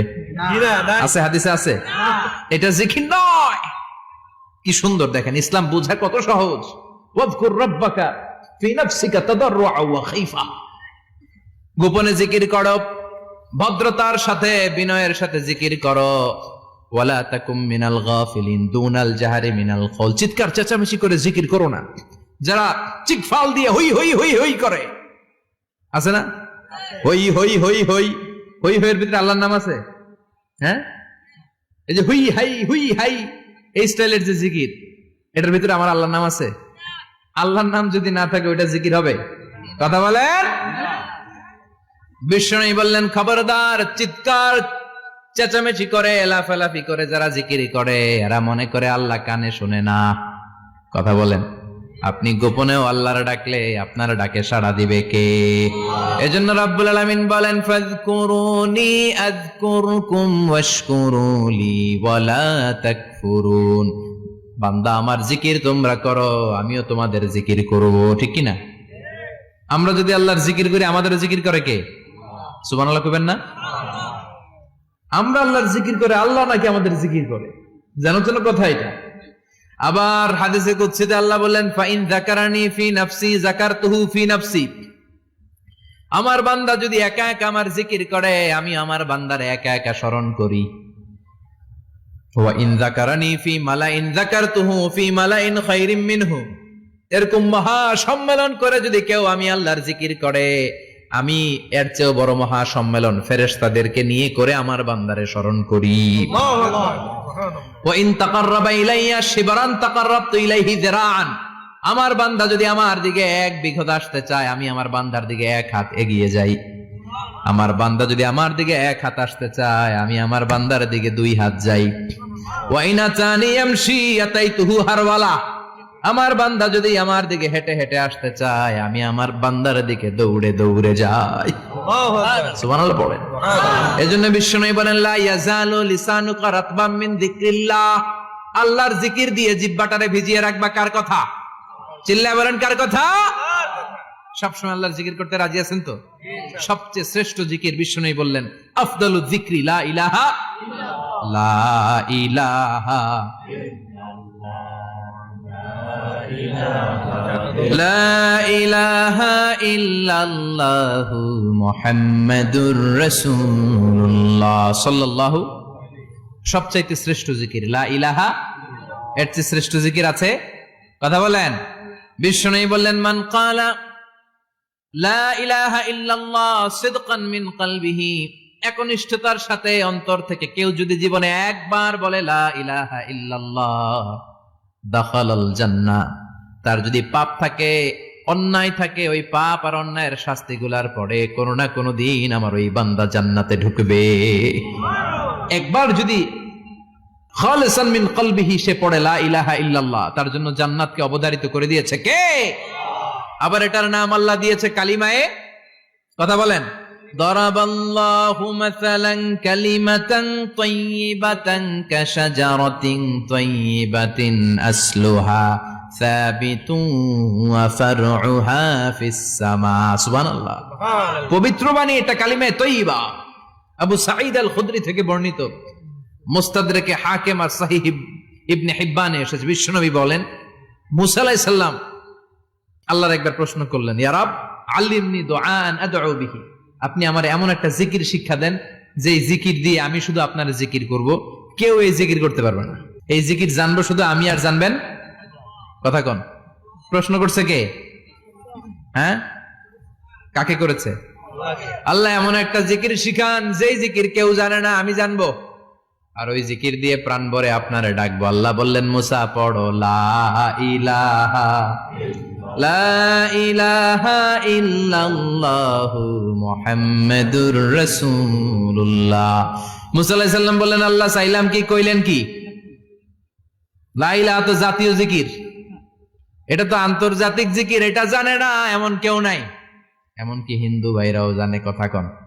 আল্লাহ আমি তো চাইছিলাম এক্সক্লুসিভ, আমার জন্য স্পেশাল, এর চেয়ে সুন্দর আর কেউ জানবে না, এত সুন্দর একটা জিকির আপনি দিবেন, এটা আমি ডাকবো আপনারে আর আপনি শুনবেন। আল্লাহ বললেন, মুসা এর চেয়ে দামি আমার কাছে নেই। আল্লাহু আকবার।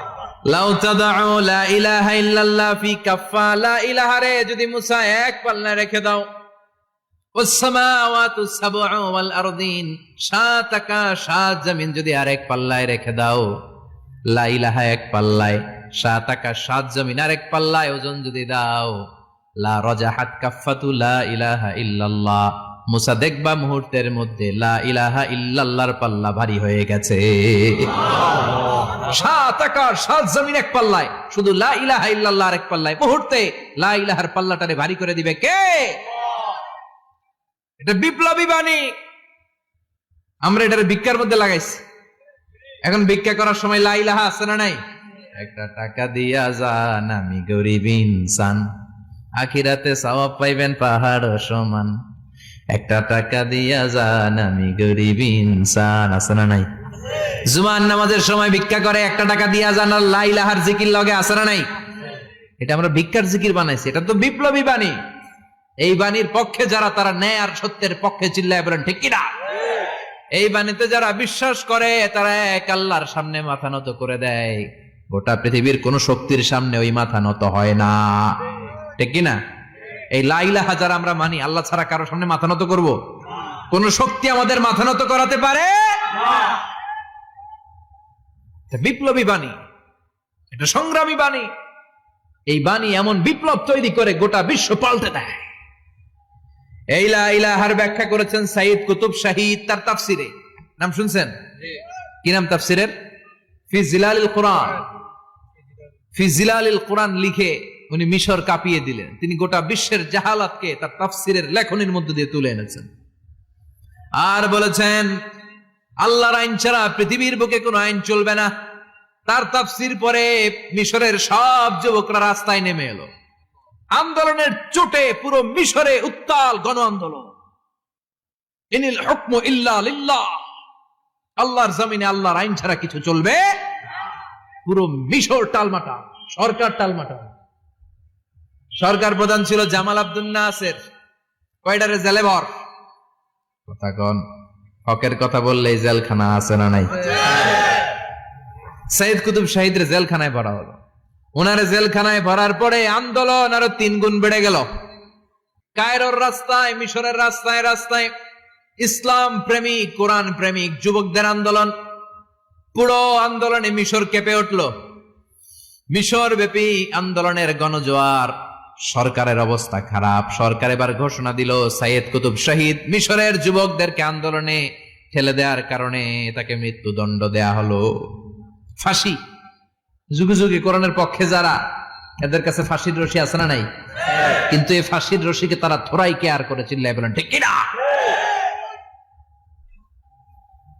ফাঁসি, সাইয়েদ কুতুব শহীদের ফাঁসির রায় দেয়া হলো। আদালত থেকে ফাঁসির রায় বহাল রাখা হলো। যেদিন ফাঁসি দেয়া হবে তার 1 ঘন্টা আগের ঘটনা। কারা কর্তৃপক্ষের নিয়ম অনুযায়ী, জেল কোডের নিয়ম অনুযায়ী জেলখানার যিনি ইমাম আছে না, উনি 1 ঘন্টা আগে আইসা এই কালিমা পড়ায়, যারা ফাঁসি দেয়া হবে এর পড়ায় লা ইলাহা মুহাম্মাদুর। তো সাইয়েদ কুতুব শহীদকে কালিমা পড়ানোর জন্য ইমাম সাহেব আসছে।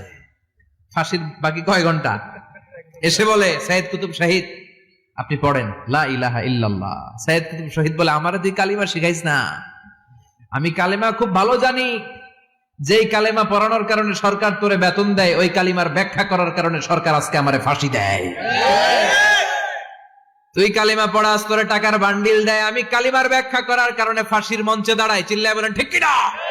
তার মানে তোর কালিমা আমার কালিমা এক কালিমা না, এই 2 কালিমার মধ্যে পার্থক্য আছে না নাই? তোর ইমানি চেতনা আমার ইমানি চেতনা এক ইমানি চেতনা নয়। তোরে টাকা দেয়, আমারে ফাঁসি দেয়, তার মানে 2 চেতনা আলাদা, চিল্লায় বলো ঠিক কিনা? এজন্য আল্লাহ ডেকে বললেন গোলাম, এটা বিপ্লবী বাণী। এই কালেমার আন্দোলন যারা করে তারা আল্লাহ ছাড়া পৃথিবীর কাউরে ভয় পায় না, আর তারা চায় কালেমার পতাকা পৃথিবীর মধ্যে যেন পথ পথ করে উড়ে, ঠিক কিনা? বাংলার জমিনে কালেমার পতাকা উড়ুক, আমরা চাই কি চাই না? কোনো একদিন এ দেশের আকাশে কালিমার পতাকা উড়বে, সেদিন সবাই খোদাই বিধান পে দুঃখ বেদনা ভুলবে। কোনো একদিন এ দেশের আকাশে কালিমার পতাকা উড়বে, সেদিন সবাই খোদাই বিধান পে দুঃখ বেদনা ভুলবে। চিৎকার করে বলেন ঠিক কিনা? এই কালেমার সমাজ যদি হয়, ওই সমাজে কেউ লাঞ্ছিত হবে না, ওই সমাজে কোনো নারী নিগৃহীতা হবে না, ওই সমাজের কোনো কাজের মেয়েরা ধর্ষিত হবে না, ওই সমাজে দুর্নীতি থাকবে না, ঘুষ থাকবে না, চাঁদাবাজি থাকবে না, টেন্ডারবাজি থাকবে না। সমাজটারে শান্তি দিয়ে সমৃদ্ধ করে দিবে কে? এজন্য সব সময় জিকির করতে হবে একজনের, চিল্লায় বলেন তিনি কে? আল্লাহ। শ্রেষ্ঠ জিকির হচ্ছে লা ইলাহা ইল্লাল্লাহ। করতে রাজি আছেন? সব সময় জিকিরটা করতে রাজি আছেন? Every night and every day, every night and every day, never forget to say la ilaha illallah, never forget to say la ilaha illallah. পড়েন every night and every day, every night and every day, never forget to say la ilaha illallah, never forget to say la ilaha illallah, never forget to say la ilaha illallah. When you're walking down the street, use your time and repeat and say in every heartbeat la ilaha illallah. When you're walking down the street, use your time and repeat and say in every heartbeat la ilaha illallah. Every night and every day, every night and every day. Never forget to say la ilaha illallah. চিল্লায় বলেন ঠিক কি না? দিনে রাতে যে কোনো মুহূর্তে আমাদের জিহ্বার মধ্যে থাকবে কি? কথা বলেন, জিহ্বায় থাকবে কি? এজন্য বিশ্বনবী বললেন আফদালুয যিকরি লা ইলাহা ইল্লাল্লাহ, আল্লাহর কাছে সবচাইতে প্রিয় জিকির হলো লা ইলাহা ইল্লাল্লাহ। আবার বিশ্বনবী বললেন আহাব্বুল কালামে ইলাল্লাহি আরবাআ, আল্লাহর কাছে সবচাইতে প্রিয় কথা হলো চারটা। কয়টা? সুবহানাল্লাহ, আলহামদুলিল্লাহ, লা ইলাহা ইল্লাল্লাহ। সুবহানাল্লাহ,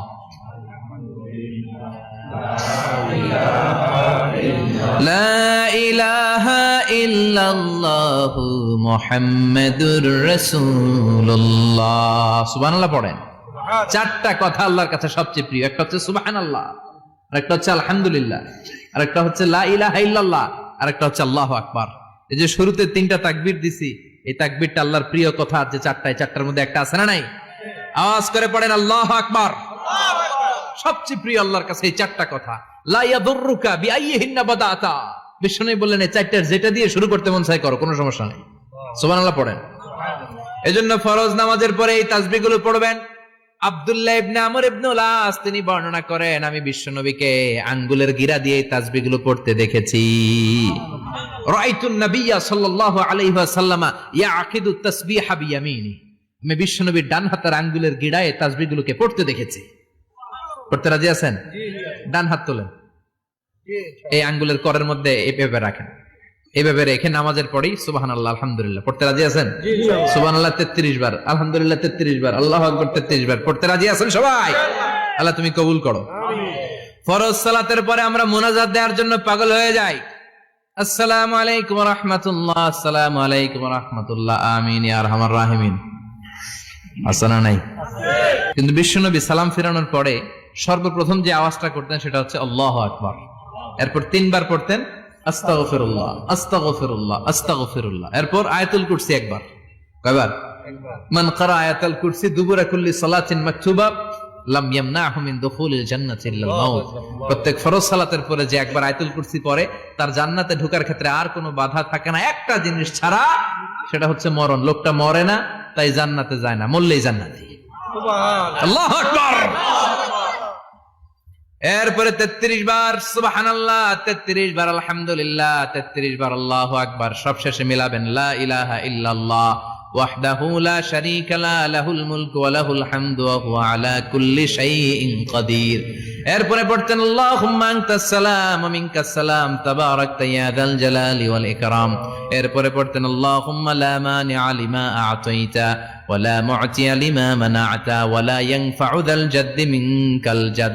এরপরে পড়তেন আল্লাহুম্মা ইন্না নাসআলুকাল হুদা ওয়াত তুকা ওয়াল আফাফা ওয়াল গিনা।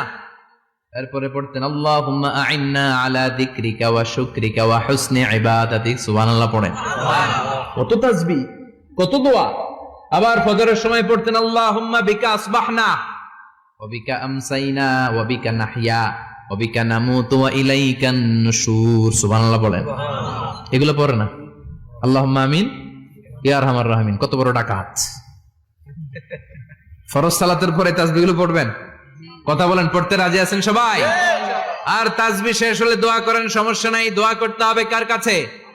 বিশ্বনবী বললেন দোয়া মুখুল ইবাদা, দোয়া হলো ইবাদতের নির্যাস। যার দোয়া নাই ওর কিচ্ছু নাই। দোয়া করেন নাই তো নামাজে কাজ হবে না, দোয়া করেন নাই রোজায় কাজ হবে না। কথা কন। আর দোয়া মুখুল ইবাদা, দোয়া হচ্ছে ইবাদতের নির্যাস। আবার তিরমিজির বর্ণনায় বললেন আর দোয়া হুয়াল ইবাদা, দোয়াটাই নাকি ইবাদত। দোয়াটা ইটসেলফ এইটাই ইবাদত। নামাজ যেমনি ইবাদত, রোজা যেমনি ইবাদত, হাত তুলে যে দোয়া করলেন এইটাও ইবাদত। সুবহানাল্লাহ পড়েন। এটা মুমিনের ওয়েপন, সিলাহুল মুমিন। সাপ্লিকেশন, দোয়ার ইংরেজিতে বলে সাপ্লিকেশন। সাপ্লিকেশন is the weapon of believers, এটা বিশ্বাসীদের অস্ত্র। সবকিছুর কারামতি যেখানে শেষ, দোয়ার কারামতি ওইখানে। এরকম অনেক শুনবেন ক্যান্সারে আক্রান্ত, দুরারোগ্য ব্যাধি, বাংলাদেশের চিকিৎসা শেষ, ইন্ডিয়া গেছে, কয় বাঁচবো 3 মাস। কয় মাস? এরপরে 7 বছর বাইসা ছিল। কেমনে বাঁচলো? কেমনে? দোয়া। দোয়ার পাওয়ার আছে না নাই? তবে দোয়াটা দোয়ার মতো হতে হবে। সিনসিয়ার দোয়া ইজ লাইক এ মিসাইল। একনিষ্ঠ দোয়া এটা মিসাইলের মতো। মিসাইল হামলা করলে ইঞ্চি ইঞ্চি যেখানে মিসাইল বোমাটা পড়ার কথা ঠিক ওখানে পড়বে। ড্রোন হামলা করলে ঠিক ওখানে, ব্যালিস্টিক ক্ষেপণাস্ত্র নিক্ষেপ করলে লক্ষ্য বস্তু যেমনি ভিত করে, তেমনি দোয়ার মতো দোয়া করলে মুহূর্তেই দোয়া কবুল হয়ে যায়। আমরা দোয়ার মতো দোয়া করতে জানি না, কেমন করে দোয়া করতে হয় আমাদের জানা নাই, এজন্য দোয়াও কবুল হয় না। চিল্লায় এখন ঠিক কিনা? কিন্তু আল্লাহ ওয়াদা দিয়েছেন, উজিবু দাওয়াতাদ দাঈ ইযা, আমার বান্দা দোয়া করলে আমি দোয়া কবুল করি, আমার বান্দা চাওয়া মাত্রই আমি কবুল করে নেই। সুবহানাল্লাহ পড়েন। যত দোয়া আপনি করেছেন সব কবুল, সব, অল অফ ইউর দোয়াজ আর অ্যাকসেপ্টেড, সব কবুল হয়েছে আল্লাহর কসম। অনেকে বলবে হুজুর এটা আবার কি কইলেন, এতক্ষণ তো ভালোই কইতেছিলেন, সব দোয়া আবার কবুল হয় কেমনে? আমি তো জীবনে কত কিছু চাইলাম, কত কিছু তো পাই নাই। আছে না এরকম? অনেকে অনেক পেরেশান, আফসোস করে, হুজুর চাইলাম আল্লাহ দিল না। 4টা মাইয়া, এবার কাবা ধইরা চাই আইছি পোলার কথা, এটাও হয়েছে মাইয়া। আছে না নাই? 5টা ছেলে হয়েছে, মেয়ের জন্য বুকটা হাহাকার। হজে যে আরাফাতের ময়দানে চেয়ে আসলাম, এইবারও হয়েছে আর একটা পোলা। আছে না নাই? কত কিছু চাইলাম, পাইলাম না, হুজুর দিল না আল্লাহ। বলে না আপনার সব দোয়া কবুল, তবে কবুল হওয়ার 3টা সিস্টেম আছে। কয়টা? কয়টা? আপনি যত দোয়া করছেন সব কবুল, কারণ আল্লাহর কাছে কিছু চাইলে আল্লাহ ফিরায় দিতে জানে না। সুবহানাল্লাহ কোন? চাওয়া মাত্রই আল্লাহ বলে অ্যাকসেপ্টেড, যা কবুল, দিব দিব না এটা বলতে জানে না, চাওয়া মাত্রই বলে দিব। 3 সিস্টেম। নাম্বার 1, আপনি আল্লাহর কাছে দোয়া করলেন, চাইলেন, আল্লাহ বলে দিব, বলেই তিনি দিয়ে দেন আর আপনি খুশি হয়ে যান, পেয়ে গেলেন। নাম্বার 2, আপনি আল্লাহর কাছে দোয়া করলেন, চাইলেন, তখনও আল্লাহ বলে দিব, তবে এখন না, সবুর, একটু পরে দিব। কখন দিলে আমার জন্য ভালো, আমার চেয়ে ভালো জানে কে? পরে দিবে। নাম্বার 3, চাইলেন, দোয়া করলেন, আল্লাহ তখনও বলে দেব, তবে এখনো না, পরেও না, কিয়ামতের দিন যেদিন বিপদে পড়বে ওই দিন দেব। যেদিন তোর বাবা তোরে চিনবে না, তোর মা তোরে চিনবে না, বন্ধু বন্ধুরে চিনবে না, পীর সাহেব মুরিদরে চিনবে না, মুরিদ পীর সাহেবরে চিনবে না, ইমাম সাহেব মুসল্লিরে চিনবে না, মুসল্লি ইমাম সাহেবরে চিনবে না, কেউ কাউরে চিনবে না। ওই কঠিন দিনে তোরে আমি বাঁচাইয়া দেব। তাই দোয়া যা করছেন ছোটবেলা থেকে আজকে পর্যন্ত, লস হয়েছে না লাভ? লস না লাভ? এজন্য বেশি বেশি দোয়া করার দরকার আছে না নাই? জীবনে যদি কোনো নেক আমল থাকে, ওই নেক আমল দিয়ে যদি আল্লাহর কাছে দোয়া করেন, দোয়া কবুল করে নিবে কে? তবে নেক আমলটা হইতে হবে শুধুমাত্র আল্লাহর সন্তুষ্টির জন্য। প্রত্যেকের জীবনেই কিছু আমল আছে যেটা লোক দেখানো করে, আছে না নাই? আবার কিছু আমল আছে আল্লাহরে খুশি করার জন্য করে, আছে না নাই? কথা বুঝতে পেরেছেন? রাত্রিবেলা যাচ্ছেন, কেউ নাই, রাস্তায় হঠাৎ দেখলেন মসজিদ, পাশে লেখা বড় করে দান বাক্স, পকেট থেকে কচকচে 1000 টাকার নোটটা ওইখানে ঢেলে দিলেন দান বাক্সের ভিতরে। কেউ দেখে নাই, দেখছে কে? আল্লাহ। এটা পৃথিবীর কাউরে দেখানোর জন্য দিছিলেন? এই দানটা আল্লাহর কাছে প্রিয়। গোপন দান আল্লাহর রাগকে কমিয়ে দেয়। সুবহানাল্লাহ বলেন। আল্লাকা সিররুন ইনদাল্লাহ বাইনাকা আনতা ওয়া বাইনাল্লাহ, আল্লাকা সাদাকাতুন তাখফা লা ইয়ালামুহা ইল্লাল্লাহ, আল্লাকা সিররুন ইনদাল্লাহ বাইনাকা আনতা ওয়া বাইনাল্লাহ, আল্লাকা সাদাকাতুন তাখফা লা ইয়ালামুহা ইল্লাল্লাহ। সুবহানাল্লাহ বলেন। আল্লাকা সিররুন ইনদাল্লাহ, তোমার আর তোমার রবের মাঝে এমন কোন গোপন জিনিস আছে নাকি যেটা আল্লাহ ছাড়া কেউ জানে না? তোমার কোনদিন কোন গোপন দান আছে নাকি যেটা আল্লাহ ছাড়া কেউ দেখেনি? ওই দানটা আল্লাহর কাছে প্রিয়। চিল্লায় বলেন ঠিক কি না? এরকম কোন গোপন আমল দিয়ে যদি আপনি আল্লাহর কাছে ওসিলা করে দোয়া করেন, আল্লাহ ওই কঠিন বিপদের দিনে এই আমলটা করছিলাম শুধু তোমারে দেখানোর জন্য, এর ওসিলায় বাঁচাও, বাঁচাবে কে? বুখারীতে একটা হাদিস আছে, সালাসাতুন ফিল গার, বনি ইসরাইলের 3 লোক সফরে বেরিয়েছে, মরুভূমির সফর, মাঝখানে তুফান, কই যাবে, কই বাঁচবে, দৌড়াদৌড়ি শুরু। দৌড়াতে দৌড়াতে এক পাহাড়ের গুহার ভেতরে আশ্রয় নিয়েছে। গুহা চিনেন তো? পাহাড়ের গুহা। আশ্রয় নেওয়ার সাথে সাথেই বৃষ্টির পানির ঝাপটায় পাহাড়ের উপর থেকে বিশাল এক পাথর খণ্ড এসে পাহাড়ের গুহার মুখটা বন্ধ করে দিয়েছে, বন্ধ, অন্ধকার। এরা পড়ছে বিপদে, হায় হায় বাঁচার জন্য ঢুকলাম, এখন দিই মরণ। ঢুকছিল কি জন্য? এখন মরণ। বিশাল পাথরের খণ্ড এসে গুহার রাস্তাটা বন্ধ করে দিয়েছে। তিনজন গায়ে যত শক্তি ছিল ধাক্কায়ও পাথর সরাইতে পারে না। হায় হায়, অক্সিজেন ভিতরে যা আছে আধা ঘন্টা শেষ হয়ে যাবে, কি করে বাঁচবো? বাঁচার উপায় নাই। চিল্লা ফাল্লা শুরু হয়ে গেল, কান্নাকাটি শুরু। একজন বলে, তোমাদের জীবনে কার কি ন্যাক আমল আছে, যেই ন্যাক আমলটা আল্লাহর ভয়ে করছিল ওইটার ওসিলা দিয়ে দোয়া করে দেখো কিছু হয় কিনা। সুবহানাল্লাহ কোন, এটাই উপায়। একজন হাঁটু গেড়ে চোখের পানি ছাড়া শুরু করছে, আর দোয়া শুরু করছে, আল্লাহ আল্লাহুম্মা কানাত লি আবাওয়ান শাইখান কাবীরান, আল্লাহ আমার বাবা মা ছিল বৃদ্ধ বৃদ্ধা, আমি পেশায় রাখাল, সারাদিন ছাগল চড়িয়ে রাত্রিবেলা দুধ আনতাম, সবার আগে আব্বা আম্মারে দিতাম, এরপরে আমার ছেলে মেয়ে, এরপরে স্ত্রী। একদিন গভীর রাতে এসে দেখি আব্বা আম্মা ঘুমায়, দুধের বাটি নিয়ে আব্বা আম্মার মাথার সামনে দাঁড়িয়ে রইলাম। ছেলে মেয়েগুলো আব্বা এসে বলে, আব্বা দুধ দাও। আমি বললাম পরে, আগে আব্বা আম্মা খাবে তারপরে তোরা। ছেলে মেয়েগুলো কান্না জুড়ে দিল, আমি দেই নাই। ফজর পর্যন্ত দাঁড়িয়ে রইলাম। ফজরের আগ দিয়ে আব্বা আম্মা ঘুম থেকে উঠে দেখে তো আমার অবাক, কিরে বাবা দাঁড়িয়ে কেন? বললাম প্রতিদিন দুধ খেয়ে ঘুমাও, আজকে আগে আগে ঘুমিয়েছো, দুধ খাও নাই, তোমাদেরকে আগে দিব বলে দাঁড়িয়ে রইলাম। আল্লাহর ডেকে বলে, আল্লাহ ওই দিন সারা রাত দুধের বাটি নিয়ে মা বাবার শিওরে আমি দাঁড়িয়েছিলাম, ফজরের সময় আব্বা আম্মারে দুধ খাওয়ালাম, তারপরে ছেলে মেয়েদেরকে দিয়েছিলাম, তারপরে স্ত্রীর মুখে দিয়েছিলাম। ও মাবুদ, ওই দিনের এই কাজটা আমি দুনিয়ার কাউরে খুশি করার জন্য করি নাই, শুধুমাত্র তোমার খুশি ছাড়া। ওই রাতের ইবাদত যদি তোমার দরবারে ভালো লেগে থাকে, ফাফাররিজ আন্না মা নাহনু ফি, আজকের বিপদের দিনে কেউ বাঁচানোর নাই, তুমি আমাদের বাঁচাও। ফানফাজারাত, মুহূর্তের মধ্যে 1/3 বিশাল পাথর খণ্ডটা 1/3 ডান দিকে সরে যায়, একপাশে সরে যায়। সামান্য আলো বাতাস ঢুকতে আরম্ভ করলো। এখন বাতাস ঢুকে এখন বেঁচে থাকতে পারবে এই নিশ্চয়তা হয়েছে। সুবহানাল্লাহ কোন। এবার সে বলল, ভাই তোর কি আমল আছে বল। দ্বিতীয় জন হাঁটু গেড়ে আবার চোখের পানি ছেড়ে আল্লাহরে ডেকে বলে, মাবুদ আমার এক চাচাতো বোন ছিল, কানাতলি ইবনাতু আম জামিলা ওয়া কুনতু উহিব্বুহা কাআশাদ্দি মা ইউহিব্বুর রিজাল আন-নিসা। আল্লাহ সুন্দরী, অনন্যা, অপ্সরী, প্রিয়ংবদা, অনুসুয়া, গুণবতী, রূপবতী আমার এক চাচাতো বোন ছিল, তার প্রেমে আমি ছিলাম পাগল পাড়া, কিন্তু সে তো আমার ডাকে সাড়া দেয় না। অনেক চেষ্টা করলাম তারে পাওয়ার জন্য।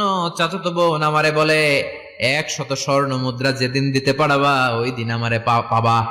এবার আমি স্বর্ণ মুদ্রা কালেকশনের কাজে লেগে গেলাম। বছরের পর বছর চেষ্টা করে 100 স্বর্ণ মুদ্রা যেদিন পেলাম ওই দিন চাচাতো বোনের কাছে গেলাম, যে তার হাতে স্বর্ণ মুদ্রা দিলাম, বললাম চলো এবার আমরা অপকর্ম করি। স্বর্ণ মুদ্রা পেয়ে সেও খুশি, আমিও খুশি। সে পাইছে স্বর্ণ, আমি পাইছি তারে। গোপন একটা রুমের ভেতরে ঢুকলাম, দুজনে জামা কাপড় খুলে ফেললাম, নেকেড হয়ে পাপ কাজ শুরু করব। ইন দা মিন টাইম আমার চাচাতো বোন আমারে বলে, ও আমার চাচাতো ভাই, আমারে তুই আমার সতীত্ব তুই নষ্ট করে দিস না, ইত্তাকিল্লাহ, আমার সম্ভ্রম তুই শেষ করে দিস না, ইত্তাকিল্লাহ, আল্লাহরে ভয় কর। আল্লাহ ওই মুহূর্তে ফিরে আসা কঠিন কঠিন, কিন্তু ইত্তাকিল্লাহ, আল্লাহরে ভয় করে এই শব্দটা যখন শুনলাম আমার ভিতরটা কেঁপে উঠেছে। আমি মুহূর্তে তোমার ভয়ে জামা পড়ে ওই রুম থেকে চিৎকার মেরে বেরিয়ে গিয়েছি। আল্লাহ সেদিন আমি পাপ কাজ করি নাই, সেদিন আমি মনের খায়েশ মিটাই নাই, তোমার ভয়ে সেদিন আমি দৌড়ে পালিয়েছি। ওই দিনের ইবাদতটা আমলটা যদি তোমার কাছে ভালো লেগে থাকে, ফাফাররিজ আন্না ফিমা নাহনু ফি, আজকে যেই বিপদে আছি তুমি বাঁচাও। বলার সাথে সাথে 2/3 2/3 পাথরের খণ্ডটা আরো ডান দিকে সরে যায়। সুবহানাল্লাহ পড়েন। এবার আরো বড় ফাঁকা হয়েছে। এবার তারা বেরোতে চেষ্টা করলো, দেখে মাথা বেরোয়, শরীর বেরোয় না, হাত বেরোয়, পিঠ বেরোয় না, পা বের হয়, দেহ বেরোয় না, আরো সরতে হবে।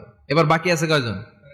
সে দোয়া করতে শুরু করলো, আল্লাহ ইস্তাজারতু জারাক, আমি ব্যবসায়ী ছিলাম, অনেক শ্রমিক ভাড়া করে একদিন একটা কাজ করালাম, সব শ্রমিকের টাকা দিয়ে দিলাম। এক শ্রমিক টাকা না নিয়ে ভাগলপুর কই যে গেছে নিজেও জানি না, ওর টাকা আমার কাছে রয়ে গেল। এই শ্রমিককে আর টাকাটা বুঝাই দিতে পারি নাই। এই টাকা দিয়ে আমি কয়েকটা ছাগল কিনলাম, এই ছাগলগুলো বাচ্চা দিল, ওগুলো বাচ্চা দিল, ওগুলো বাচ্চা দিল, দিতে দিতে বিশাল ছাগলের ডেইরি ফার্ম করে ফেললাম তার ওই টাকা দিয়ে।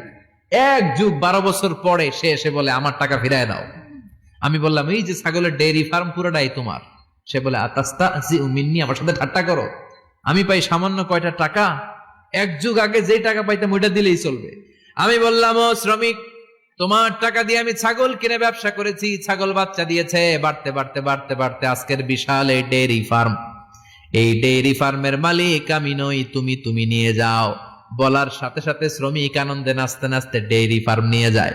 ও আল্লাহ, ওই দিন যদি সে যতটুকু টাকা পাওনা ছিল অতটুকু দিলেই সে খুশি হয়ে যেত। শুধু তোমার খুশির জন্য পুরো ডেইরি ফার্ম আমি তারে দিয়ে দিয়েছিলাম। আল্লাহু আকবার। আল্লাহ, আজকের এই বিপদের দিনে আমার সেদিনের আমলটা যদি তোমার কাছে ভালো লাগে তুমি বাঁচাও। বলতে দেরি, মুহূর্তের মধ্যে বিশাল প্রকাণ্ড পাথর খণ্ডটা অন্যদিকে দৌড়ে চলে যায়। পাহাড়ের গুহা ওপেন, পাথর খণ্ড নাই। আল্লাহর শুকরিয়ার তাকবীর দিতে দিতে 3 জন বের হয়ে যায়। সুবহানাল্লাহ পড়েন। সহিহ বুখারীর বর্ণনা, সহিহ হাদিস। নিজের এমন কোন নেক আমল যদি থাকে যে আমলটা শুধু আল্লাহর জন্য করেছিলাম, ওই নেক আমলের ওসিলা দিয়ে দোয়া করলে দোয়া কবুল করবে কে? করতে রাজি আছেন তো?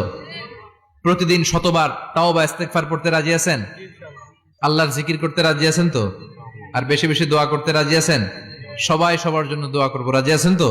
আল্লাহ আমাদের সবাইকে কথাগুলো বুঝার ও আমল করার তৌফিক দান করুক। আমরা পড়ি আমিন। আরো জোরে পড়েন আমিন। যতগুলো কথা বললাম কোরআন সুন্নাহর আলোকে বলেছি, বানিয়ে কিছু বলি নাই। তারপরে আমার মনের অজান্তে কোনো মিস ইনফরমেশন যদি আমার মুখ ফসকে বেরিয়ে যায়, সেগুলো যেন আল্লাহ তাআলা আমাদের স্মৃতিপট থেকে মুছে দেয়। আমরা সবাই পড়ি আমিন। আর সত্য, সুন্দর, কল্যাণকর, হকের পক্ষে যা বললাম তার সবগুলো প্রথমে আমাকে এবং আপনাদের সবাইকে আমলের তৌফিক দান